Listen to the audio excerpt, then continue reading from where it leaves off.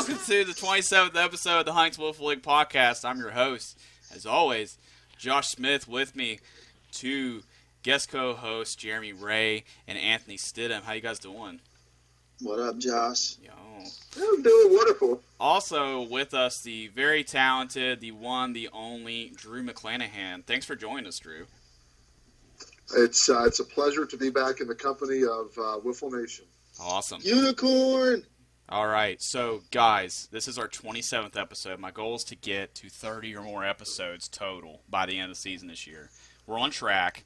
27 is a big number, though. That's the same age as many rock legends dying, so I think it's fitting that we have a former legendary player, although he's not dead, on the podcast here. So we'll be reflecting a little bit on the greats of the league going into our next segment here. Now, we could focus on the NWA Regionals while it's still fresh in our minds, but that would make sense, so if we're not going to do it. Instead, we're going to devote all this time towards Drew and this league. And then the very next episode, we will talk at length about that. So we're going to be talking to the possibly most famous wiffle ball player to ever come out of West Virginia, Drew McClanahan. But before we do that, let's really reflect on other legends of this league, since we have possibly the biggest one on the line here. So let's just come up with 5. I think that's pretty realistic. I'll go first, and then Anthony, if you want to go. And then Jeremy, if you've got any, feel free to do that as well. Drew, as always, if you want to do that, you can. I've got top of my list of HWL legends, Drew McClanahan. And Thelmer Dameron, which none of you have met. He was a one-season player for the Pink Penguins. James Clagg, because not so much of his talent anymore, but because he's almost known exclusively as a legend. He came and played one game during the preseason tournament last year, and he's not been back since. And of course, Jacob Fisher, which Drew McClanahan has plenty to say about him. And Nick Capra, mostly pitchers on this list. Anthony, who do you have? I'm going to go with the founder of Wiffle, or Huntington Wiffle Ball League yourself, Josh. No. We wouldn't have a league without you, so let's go with you. I'm going to agree with James Clagg as well. He come out of left field, made his appearance, made a big hit, and then never come back again. My third is Boomer Mead. Boomer Mead played in a preseason tournament last year. His team actually won it. He's not been back maybe once, if at all, but his name matched his bat. I mean, the boy just crushed balls, and not the way Jeremy does it on a Saturday night. Love it. I'm going to throw Jeremy in there. As much as I hate the son of a bitch, I'm going to throw him in there. He's a name that is attached to Huntington Wiffle Ball League as long as he's been there. He thinks he pitches okay, so I'll rub his wiener a little bit and let him know he does do okay. And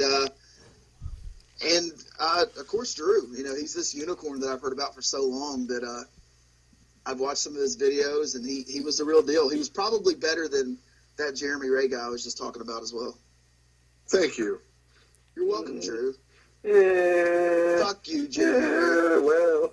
Was that 5 or was that 4 there? I don't know if you got 5 or not. Is that 5 or? It's 5. All right, sweet. Jeremy, do you have a list? I can make up one on the top of my head. All right. Number 1, Josh Smith. I mean, he's originated it. That's what I'm going to go on. Number 2, Jeremy Whitten, because he did a lot behind the scenes that a lot of people didn't even know about. And Very I true. think that he is definitely one of the legends of the league, and he is deeply missed right now. Greg Sowards, number 3. I mean, he's been there as long as you've been there, Josh. And he will always remind me of Groot, Treebeard, whichever one you want to say. But he's always a pleasure to be around. Number 4, Mr. McClanahan, because he definitely set our league on the map, just by his pitching, just by holding that record. I mean, he really set the tone for what our league could possibly be. And then I'm putting this down at number 5, David Dillon. Wow. as Bold. the guy that knocked breaking balls out of the fucking championship. David Dillon, number 5. So we're opening up wounds already. Save it for the interview, Jeremy. Jesus. Drew, do you have some legends you want to contribute to the list here? I mean, if you don't look at that as a legendary status, then I don't know what you're going to look at. That's yeah, it is, but that's we'll get to that later, I'm sure. Yeah. I wasn't prepared for legends, but in just a few seconds, I think number one, from the 2 years that we were there between Josh and Greg, we would always get to the field early, and Josh was instrumental in the league, obviously, not only starting but staying around. But every year whenever we would get there that first year, Greg would have the field set up all by himself. True. And so I think the two of you guys, as much as I hate to say it, for you, Josh, not necessarily for Greg, stand out above everybody else. But some of my favorite and maybe even infamous Wifflers, Josh Berletich, I think, would have to be right up there. Yeah. the Bucket kicker. The bucket slayer.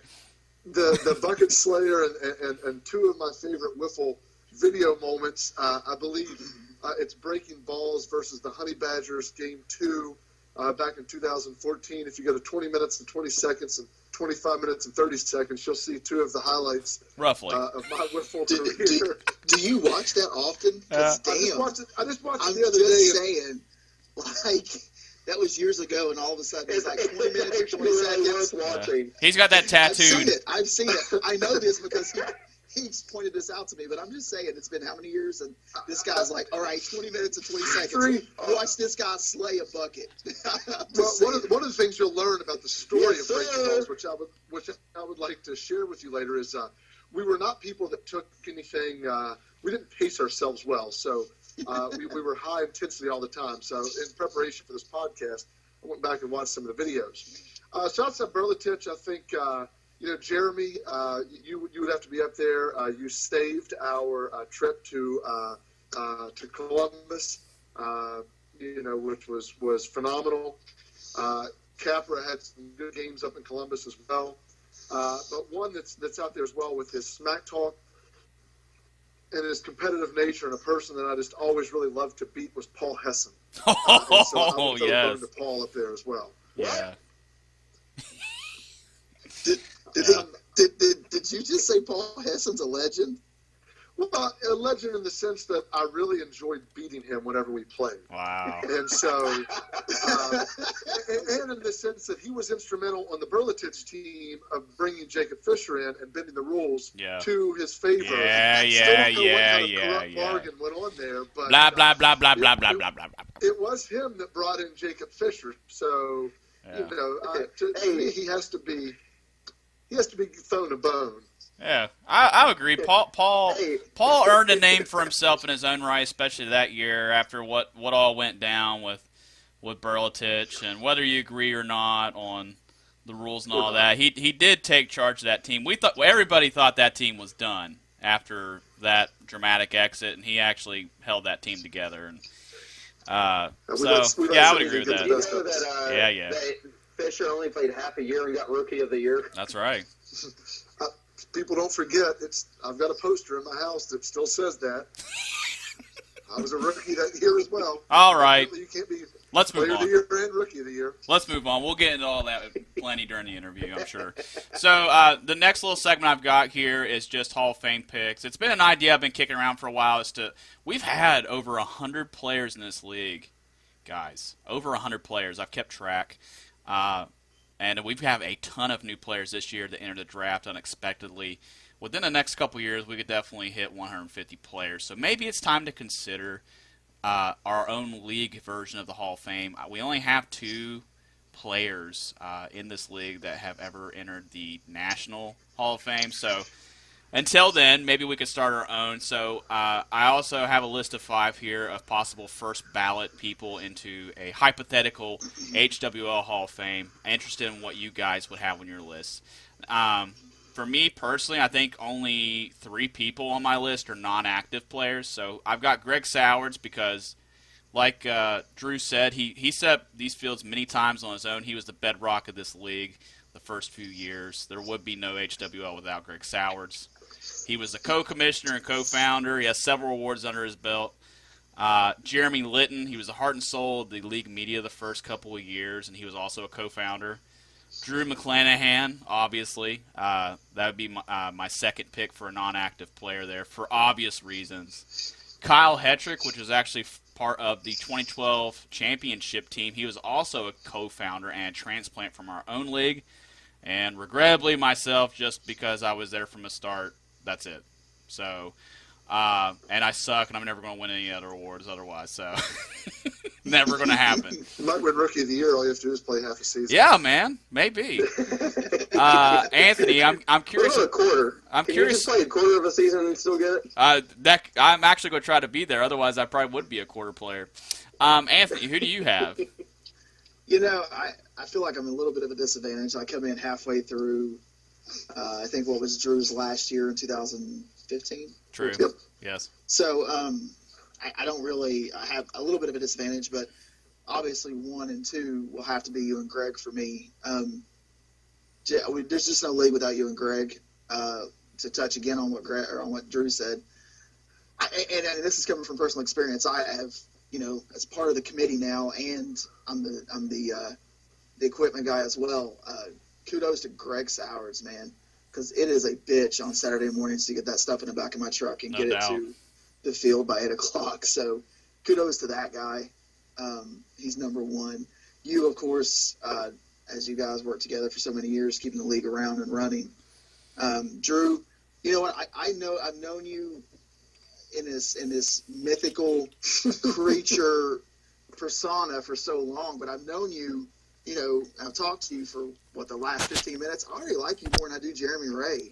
I'm just saying, That's fair. I understand why you're the darling of Jeremy Ray's life. I love it. So Well, I would appreciate that. I would like to take that as a compliment, but that's kind of like saying you like somebody more than Joseph Stalin or Adolf Hitler. But that's true. I'm sorry. I like Valid. you more than I like. I just like you. Man. Fuck Jeremy Ray. How's that? You know what I'm saying? Like, there you go. I'm just fuck Jeremy Ray. But yeah, Drew number 3 for sure. Just because once Jeremy made many comments about how he hated your guts, I knew that you were probably better than he was. So I had to go back and look at the videos and seeing the talent that was there. So definitely put you on the Hall of Fame list. Jeremy Litton, I've only met the guy like 3 times, but to hear the guys that have been around for a while talk highly about him, you can't leave him out. I know he's done a lot for the media part of our league and really maybe the father of putting us in this new age of podcast and really been out there on social media and things. So Jeremy Litton for sure. And you know what? I kind of feel like I'm out there. I would say an honorable mention for Patrick Rill, and I only say that because he come in last year as the commissioner and he implemented this new era of the way we do things on 1 month, one time a month, all day tournament. I think it really boosted our league to where it's going to be in the future. So I don't know that I'd put him as a Hall of Famer, but he's definitely an honorable mention on my list. Yeah, a real game changer with his ideas there, no doubt. Yes. No doubt. Jeremy, who you got? How about this? Do you have anybody different than what's already been said? Ooh. For Hall of Famers? Yeah. Pretty much just you would be one to set the tone, and then honestly, it would just be you 4 because I really didn't know too many of the others.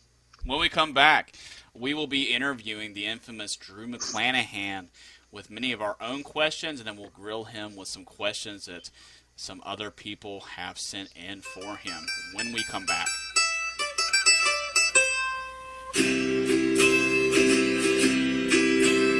A long time ago, when the earth was green, there were more kinds of animals than you've ever seen. They'd run around and play while the earth was being born, but the loveliest of all was the unicorn. They're green alligators and long-necked geese, some humpty-back camels and some chimpanzees. some cats and rats and elephants, but sure as you're born, the loveliest of all was the unicorn. Now the Lord seen some sinning, and it gave him pain. He says, stand back, I'm gonna make it rain. He says, hey, Welcome Brother back. Noah. We have on the line now Drew McClanahan. For listeners who are unaware of McClanahan's prowess as a player, let me catch you up. If you do know him, you know that we are about to interview quite possibly the best pitcher to ever pick up the ball in the tri-state area, possibly this state, and Ohio and Kentucky combined. And Michigan. And he played for Breaking Balls in 2014 and 2015 and shattered the record book.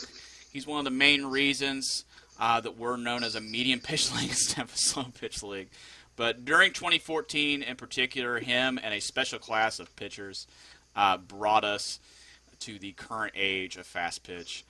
He made jaws drop with his unhittable fastball and tenacity on the field. He was, quote, robbed of a championship as David Dillon, his infamous solo shot to close the door on the Breaking Balls championship hopes in 2014. Not discouraged, Drew returned the following year and dominated, even with the mound moved back 3 additional feet and shut down Sit on My Base while pitching from a puddle. Since he raised the trophy overhead that day, he's not been seen. Many players have come since then and hear his name in hushed tones, but believe him to only be a legend. And they're partially correct. He is a legend, but he is also a real player. And we have him on the line. Hello, Drew. Welcome to the podcast, finally. Hey, welcome. It's a pleasure to be back. I'm glad to be here, except for the fact that Jeremy's here, but I think I'll get by that. All right, so we'll get right to the gauntlet of questions here. I'll go first. Where have you been, and what have you been up to since we last saw you? I tried to answer the hashtag Where's Drew, but I could never really figure out where I was. I've been busy with work, doing a lot of different things, umpiring baseball, doing a lot of extracurriculars at school. So for those of you who don't know, I do work in a school, and so it's a lot of hours spent in and around baseball fields still, and just different things. But I've been planning a comeback of sorts. I've been in a real intense training regimen after the 2015 season, trying to come back better than ever. So we'll get to that later. All right. Nice. I just want the listeners to know before I go with my question, I'm talking to a live unicorn, if you guys don't know that. I have called this man a unicorn for at least a year and have not believed anything Jeremy Ray said. So for me, this is a real privilege. Drew, nice to meet you, buddy. Nice to meet you. So what happened after the 2015 season, man? Why'd you just kind of fall off the face of the earth? Well, I think to understand it, you have to understand the story of Breaking Balls. And the story of Breaking Balls is not one of moderation. It's one of an intense time commitment that we spent in 2014, the winter, training all summer in a gym, literally every Sunday, going in and practicing, not having ever picked up a wiffle ball or bat since we were all probably 6 years old. Drove down every Tuesday, loved the leg rules, loved the distance, thought it was just fit into our team, and obviously, outside of the infamous one pitch, had a pretty daggone good year. Came back in 2015. It was hard to keep Matt Gordon together. Rob Stewart moved to Morgantown, so we lost part of our team. Finally won the championship and realized that the pace that we were going was just really hard to try to keep up. It's hard to wake up the next morning after pitching, one game out of a longer format in the 2015 season or 2 games out of 2014 and not be able to scratch your back the next day. It was I pitched my whole life, pitched through college, and kind of just decided that it was time maybe not to get Tommy John surgery from playing wiffle ball. And then, job constraints as far as time that I had to spend. And then, when you surround yourself with people like Jeremy Ray, I mean, who really wants to come down to see that every week? So, True story. I just decided it was time to, go out on top and realize that no matter what he does for the rest of his life, Jeremy Ray can never say that he beat me in his last game. You know what? I just want you to know that may be the best fucking answer I've ever heard in my life. And just the end of it, screw Jeremy Ray. I love it. It's a podcast highlight for sure. You may be my. You know what? Listen, I understand Jeremy's infatuation with you now. I want you to be my BFF. That's all. Did we just become best friends? We damn sure did. See, I would say hashtag friends to you, but you don't get that reference. That's a shout out hashtag Carl Coffee. I love you, Carl, wherever you are, even though I'm not a Michigan fan. I love you. Carl is actually closer than you may think. He actually lives in Virginia now, so yeah, he's much closer. He's a little bit closer. Yeah, Jeremy, take it away to the next question, buddy. So, would you ever consider returning to the league if we promise you that if there's a weenie mobile, that we would actually stop for you and not drive to fucking racks for old people and cheese sauce? First of all, for those of you that are listening that don't know, racks still exist on the route to Columbus. Josh Smith has no desire to see one of the 4 man-made national wonders of American history, which is the Weenie Mobile. People don't forget Josh. I would consider a return under the right circumstances. The contract money would have to be there. The signing bonus would have to be right. A weenie whistle would have to be involved. And, of course, 45-foot fast pitch, 45-foot mound, fast pitch, no allowance of players come in the middle of the year, and I would consider it. The short version of that story that makes me sound like an evil person, we all rode together to the 2014 tournament in Columbus. We stopped outside Chillicothe for something to eat. We saw the Weenie Mobile. Me, like most people that are American citizens, have seen the Weenie Mobile several times. And Drew, unfortunately, hasn't. And as far as I know, still hasn't seen the Weenie Mobile. Unbeknownst to us, our other carpool party that featured Jeremy Ray stopped at the Weenie Mobile and got some little weenie whistles that Jeremy will now demonstrate. Ever since then, Drew has stopped being my real-life friend. So moving on to the next question here. Do you still follow the league? I remember I sometimes would substitute at your school, and you'd catch me in the hall, and we would talk just ridiculous amount of time about the website and everything else. So I'm just curious if you still follow the league with that intensity at all. And what are your thoughts on the league's many changes since then? I follow the website, follow the Facebook page. Still a little upset. I think there's a few no-hitters and perfect games that haven't made it to the list yet. Maybe some Most records likely. that haven't been updated on the website. But, who's counting, who's keeping track. But, yeah, I do. I still follow the league. I follow the NWLA, and that's obviously followed Carl's post and, some other friends that we made throughout the nation. Kind of keep up with them and what's going on Wiffle across the world. Just to try to see, is there anybody that is doing anything that Breaking Balls did in 2014 and 2015? And I'm yet to see it, but I wish everyone the best. But yeah, I still keep up with it. So what do you think about all the changes that have happened? It's clearly not the same league that it was when you were still here. So what do you think? I think it is great to get people out and involved that maybe aren't super competitive. And I understand that not everyone is as competitive as what I am and what my teammates were on Breaking Balls. And so I think that, on a serious note, that to get people out, to have a one-day tournament, to have it slow pitch where anybody can come in and play is something that's awesome that we need more of in different communities. And there's a fight here on the Golden State game. And that's There is. awesome. I'm actually watching the same thing. That's awesome. That's awesome. Talk about competitiveness. Right.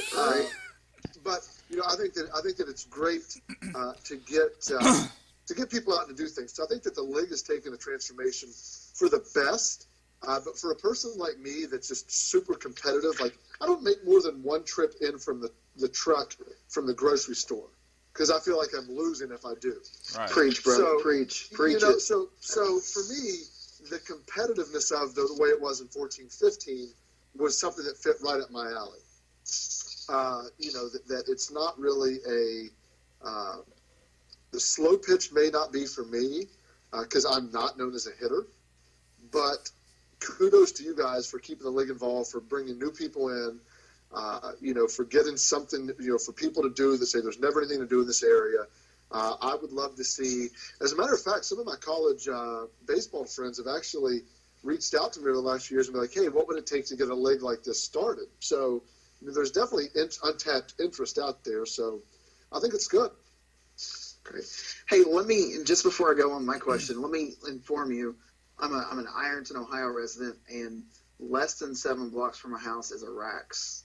So I believe the international headquarters for Rax is in like Portsmouth or somewhere crazy, and you can look that up. I think it's in Ironton. Actually, I think it is here. Maybe in Ironton. maybe then I Yeah, would say so- most people can look it up except Jeremy Ray. He's still on his 120-hour AOL free internet day.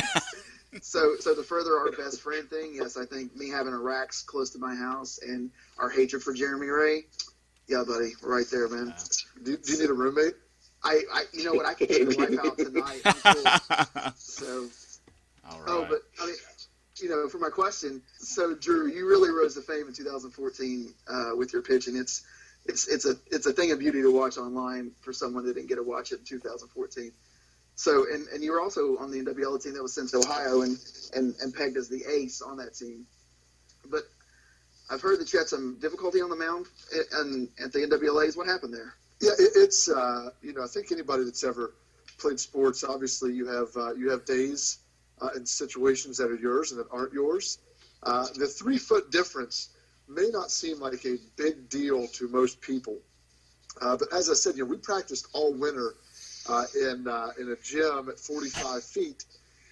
Came out and you know, in 45 feet in the year, it even took you know, if you watch the videos from the first half of the season and the second half of the season, the number of strikes thrown was you know, drastically increased throughout the course of the year. So you really got teed up at one distance, and muscle memory kind of sets in after a while. And when you go in at a 3-foot difference at 48 feet, while first of all, I think what Chris Galloway did with those tournaments was one of the most amazing things I've ever seen in my life. To have a wiffle ball tournament with a jumbotron and the fields that were just phenomenal, and the breakaway fences and the umpires. I mean, that man he deserves to be in everybody's Hall of Fame because it was freaking one of the most amazing things in athletics I've ever seen. Well said. And it was wiffle ball. You know, so kudos to him. So, you know, it wasn't anything with the tournament, but when you go up and you change a distance and you're not used to it, and everything I did was 100%. You know, there was no finesse there. It was just maximum effort, you know, muscle memory takeover, just try to throw it by people, and was able to do that at 45 feet. It was tough. Wet conditions, early morning conditions. As I said earlier, I'm really competitive. I've been known to have a little bit of a temper through my life in competition. May have got the best of me there, and instead of settling down and trying to learn from, you know, what was going on, I just got pissed off and tried to throw it harder. And you know, to not to talk crap about some other leagues around, but if you guys remember, we went in and there was pool play.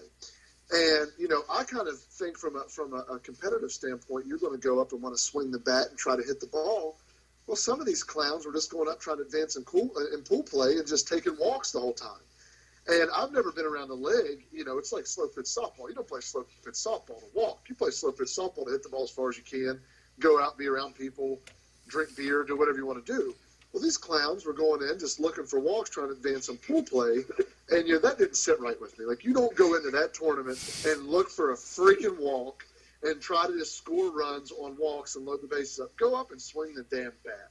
And so, you know, I think there was some cowardice throughout the tournament there of people that were just afraid to go up and swing at a pitch that may be a little bit out of the zone, but see if they could put a bat on a ball that was maybe too fast for them.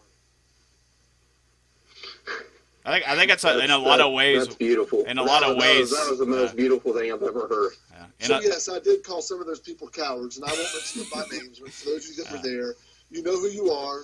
You may have got the best of me that day, but you're still a coward. Yeah. In the long run, I think that was one of the big differences between our league is trying to do things over time. We try to do things to sort of assimilate to where a lot of leagues were at that are in the NWA. But one of the things that we've never been able to assimilate in our league is just the pro batter approach we have to getting offense going. I mean, we had our fast pitch years in 2014, 2015, and then 2016 went slow pitch, and then we're half and half.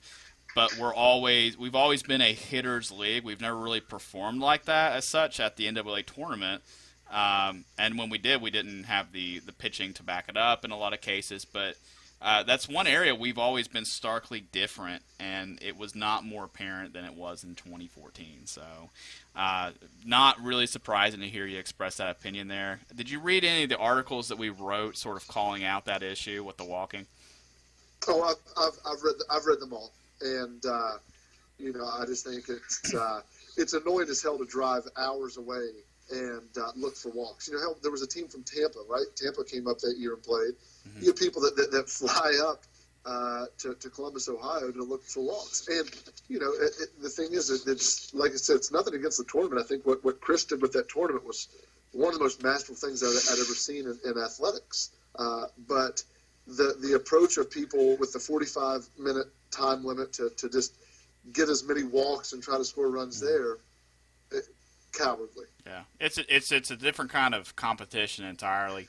But the article I wrote, the one that Paul and Jacob worked together on, 830 Reasons for a Change or whatever. Yep. I forget what it was called, but that was a very scathing article. I wrote a follow-up article trying to sort of take the fire out a little bit, and I did find that teams that walked more advanced further in the tournament. So the reason it's continuing to be a tactic that's used, I don't want to say it's gotten worse over the years since that year. I think it's pretty much plateaued out. I haven't studied it as much, but it happens at such a frequency because it works. And Jeremy and we could probably talk about that more on the next episode, but I think that's why in 24, because we eventually, I want to clear the air here because a lot of people from outside the league are probably going to be listening to this episode in particular, but we eventually succumbed to using that same tactic, and that's partially responsible for why we advanced as far as we did that year. It's because we were just like, okay, this is how we're going to play it, so we're going to play it like this too. Well, here's the advice I would give if I was coaching a team in the NWLA tournament. Crowd the plate as much as possible, and don't swing the bat. And at that point, you'll advance very far. Yeah, you'll go far. You'll be top 8. Crowd the plate. All right, we could literally talk. That strike zone, get deep in the box or up in the box, depending on the guy's pitching, and crowd the plate. Let him hit you. Let him walk. I can say now because I'm not playing anymore. Yeah, we could literally talk about this for hours. It was a great source of controversy. Anthony would have definitely probably been chomping at the bit with that as well. I can just tell he would have been front and center in that argument as well. Possibly on the other side. He always has some interesting opinions here. So we're going to move on to the next question from Jeremy here. So whenever I think of favorite sports memories, I think of Michael Jordan hitting like a game-winning shot, David Justice hitting a home run to help the Atlanta Braves win a World Series, Drew McClanahan punching a bucket full of balls because he's being pulled because he couldn't hit the strike zone, Drew McClanahan dropping 21 runs to Skippy Wiffle Ball 23 in the very first game that we go there. And Perlitich kicking a damn bucket with Ryan Pritt screaming out, "Yes, sir!" Yes, sir. That was What would be some of your favorite memories from playing? Because I could go on the list of all the different memories that I can think of you. Oh. But what would be yours? Well, I think that for those of you that were fortunate enough to know Nick Scala the few times he was around the league, legend. Anytime he got to come down the field with us was just a joy. The guy, you talk about somebody that loved competition and loved wiffle ball more than probably any of you guys combined. Hell, he sent us a picture. He was out one week. He was on vacation. He was wearing his Breaking Balls jersey on vacation. that's Scala. Scala hit a home run one time and had this point to the sky that was just freaking like something out of it was like you were watching Luke Gehrig, on his last game. I think Verletich hitting the bucket, kicking the bucket. What was there was a controversy in 14, I think, with Patrick and maybe your team, Jeremy, with something like a runner's interference. Runner interference, yeah. Seeing you guys bitch about that was a highlight. Coming out the very first game and throwing a no-hitter, I think, was definitely a highlight. Meeting Carl Coffey is one of the highlights of my life. Not only my wiffle ball career, and honestly, just the camaraderie of going down every Tuesday in 14. It was an exciting time to come down, and everyone made fun of us at first. And then we got the national ranking, and people were like, "What the hell is this?" And so that was just specific moments kind of fade from you, but just meeting people, stopping at racks was definitely one of the low points of my life. But it's all in all, it was a good experience for 2 years. And one thing about the 2014 season, why I still think it's one of my favorite years, is that everyone really came ready to fucking just give everything that they got. Like, the competitive level in 2014 never matched anything else that I've been a part of. And I really enjoyed our 2014 season because I would always come just ready to go and ready to compete. And I knew that it was going to be a battle every time we showed up. Yeah, there were some good teams that year. Yep, yeah. There were some good teams. What's really weird. I'd also have to say that Josh alluded to earlier, the puddle game of 2015 championship. We had a downpour that we saw an arc go down the road in Huntington, and so it was there was a ton of rain, and so to battle the elements there, and just to continue to just dominate, sit on my base and beat Jeremy Ray, to go out on top, and again to never let him beat me. His last game, you can't say he beat me. That's something I still think of every morning. I beat you head-to-head one fucking time, asshole. And who won the last one? Oh, God. All right. Let's go ahead and move on to the next question. We'll move on to the next question here. This is a big one. This is the beginning of what you'll probably have much to say about, Drew. 2014, you guys went 20-0 in the regular season. You were in the top 5 in the national rankings at one point. I think you maybe even finished in the top 5. If not the top 5, definitely the top 10 in the national rankings in 2014. Number one. Number one. Awesome. Yeah, they were number one once. 2014, for just so many reasons, was a very special year. Pretty much everyone, even outside of the league, considers that our high watermark in this league, and we've been trying to get there since 2015. We weren't slouching, but we just didn't have the competition that we still haven't really had the competition that we had that year. It was just luck with a lot of parity. Hell, even I was pitching pretty good that year. We just couldn't hit the ball. But it's weird to think about, but even at that year, we had more parity than we do this year with the draft in play. Given that the season's not over, but moving on to my question here, which I'm sure you'll have plenty to say about. That solo shot from David Dillon in the semifinals of 2014 knocked out your perfect season. That was your first loss as a team. And also, it was pretty much everyone had their money on you winning the championship, but they counted their chickens before they hatched there, and you guys didn't even make it there because of that solo shot from him. Does that still give you nightmares? No, I had a coach one time tell me even a blind squirrel finds a nut every once in a while. So sometimes somebody's got to win the lottery. And so couldn't have happened to a better guy. Kudos to him.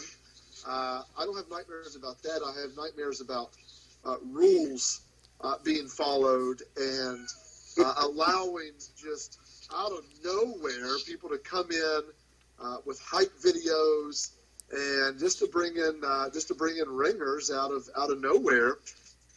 That's that's something that Ryan Pritt and I still have. We went golfing this weekend in Beckley, and we talked all the way down about it. Played 18 holes, talked about it all the way back, and every one of our conversations is still around that. Man, can you imagine if people just followed rules? But kudos to him. It was a good shot on a day that the hard part about that year was you got tired real easily when it was hot. Since we're going to be moving on to a little smaller part of the segment here with the listener questions, we only have two. They're from the same guy, a guy we all know and love. I was wondering if Jeremy, I hate to put you on a spot, but could you do me the honor of maybe playing me a little 20, 30-second song on your weenie whistle? Would you do me the honor? Okay. Jerks.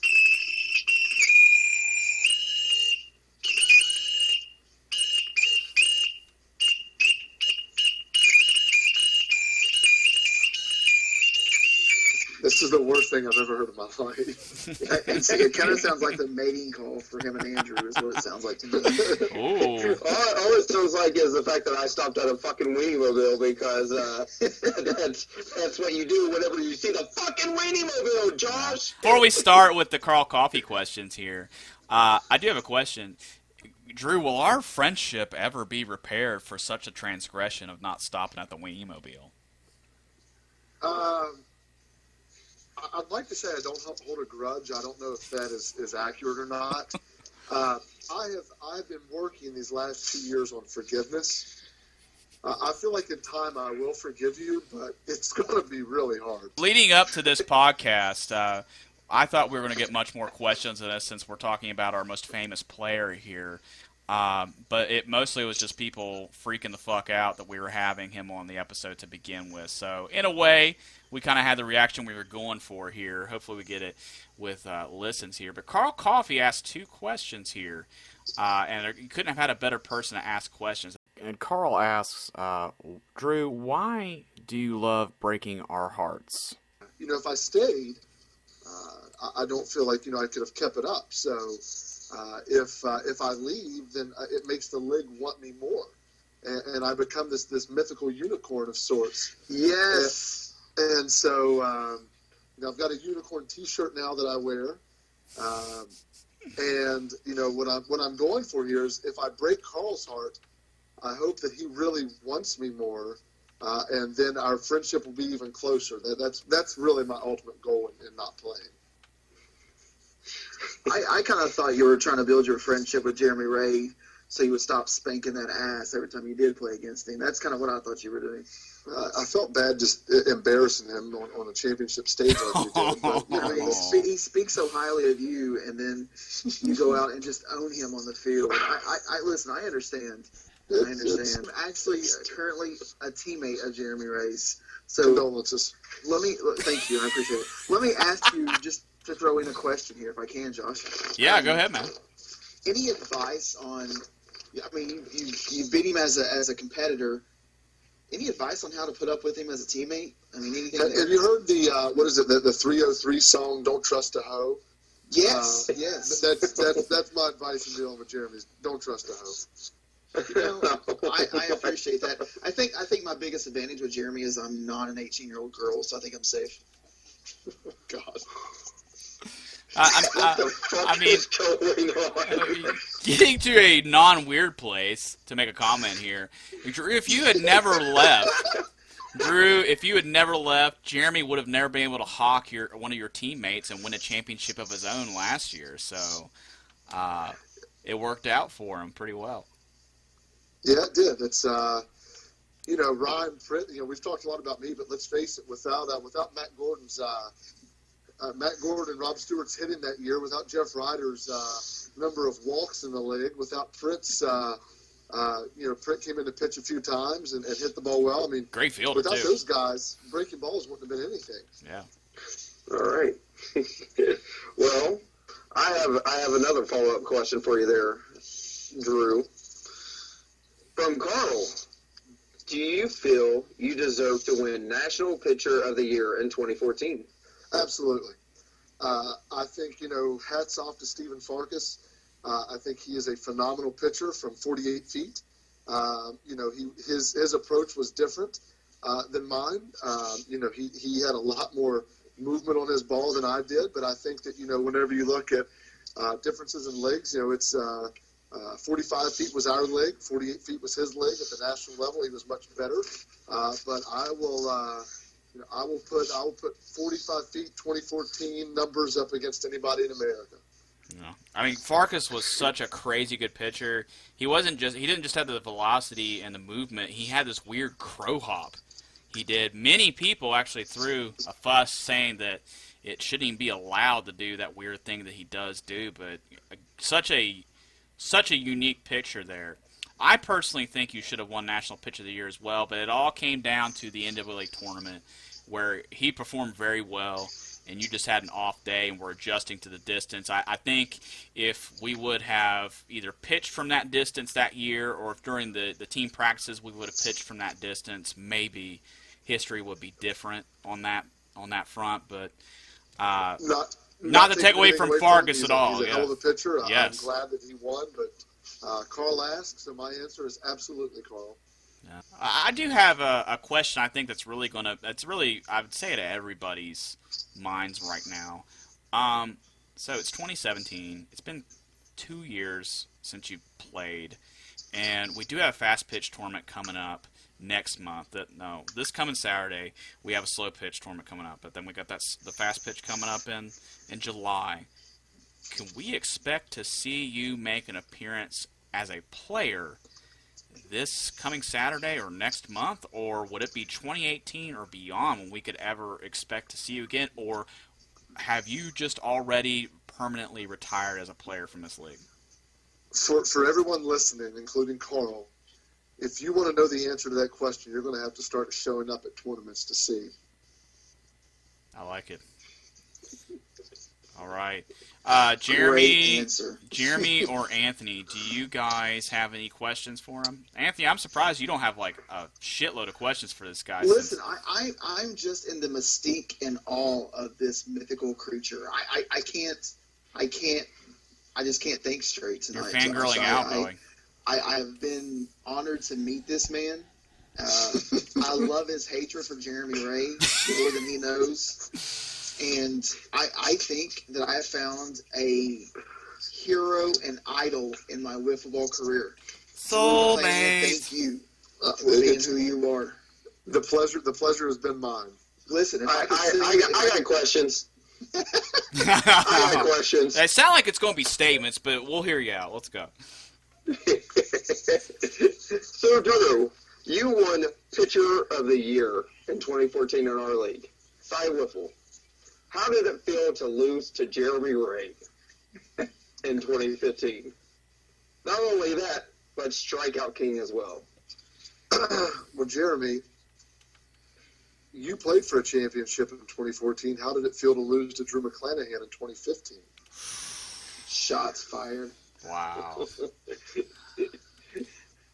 I hate you. I think comparing those two seasons is apples and oranges. 2014 was the Wild West. We had just stopped using the black bats. We had no rotation rules. I had no idea that Drew McClanahan existed. 2013, we had a fall ball season in Huntington. I tried to get a little bit something going in Charleston. Everybody that would become the Breaking Balls team showed up for that, minus Drew McClanahan. They were a great team. I knew they'd be good, but you were somebody I did not anticipate. But we didn't just have you that year. We had Jeremy Ray, which I don't want to discredit him at all. His 2015 season is he's a hell of a player. Yeah, his 2015 season was phenomenal, second to none. He carried us on his back in the 2014 Nationals. He was the highlight of our team for the 26 regionals, and the same could be said for this year. But 2014, he was just part of a class of pitchers that had joined the league that included yourself, Nick Capra, Jacob Fisher, Josh Burltich didn't slouch as well, and Steven Atkins. He really brought a lot to the table that year as well. So, I mean, really comparing those two seasons as far as your all's accolades really don't apply.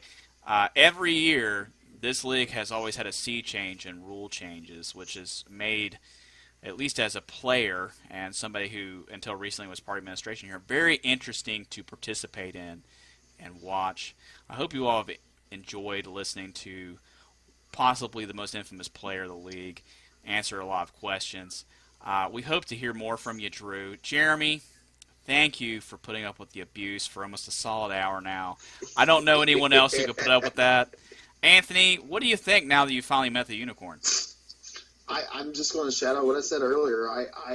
If I could sing the Golden Girls song to him, thank you for being a friend, and not lose a little bit of accreditation throughout the Wiffle Nation, I would. Actually, I don't even care. I'm thinking about doing it. I really like Anthony's Golden Girls idea. So in post-production here, I'm going to have it start right about now as we close this episode. Drew, thank you so much for your time. Jeremy, thanks for putting up with the abuse. Anthony, thanks for being a pro and being way ahead of your time. You feel like a vet, like you've been here since the beginning.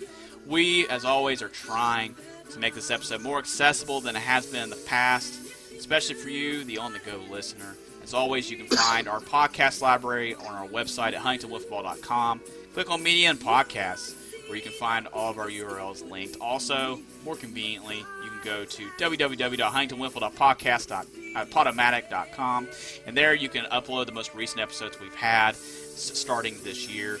And if you have an iPhone, go to your podcast app, and you can find our most recent episodes there as well. Never miss a fun-filled episode if you subscribe. Find them in iTunes Store, and you can use your podcast app to follow us. Just search Huntington Wiffle and subscribe. Drew, you have any last words? Keep in mind in the Golden Girls theme that I'm Drew McClanahan, and in Golden Girls there was a Rue McClanahan. It rhymes, so it must be true. See what I did there, guys? Are you finally catching on? See what I did there? Guys, thanks so much for your time. It's been a fun episode to record.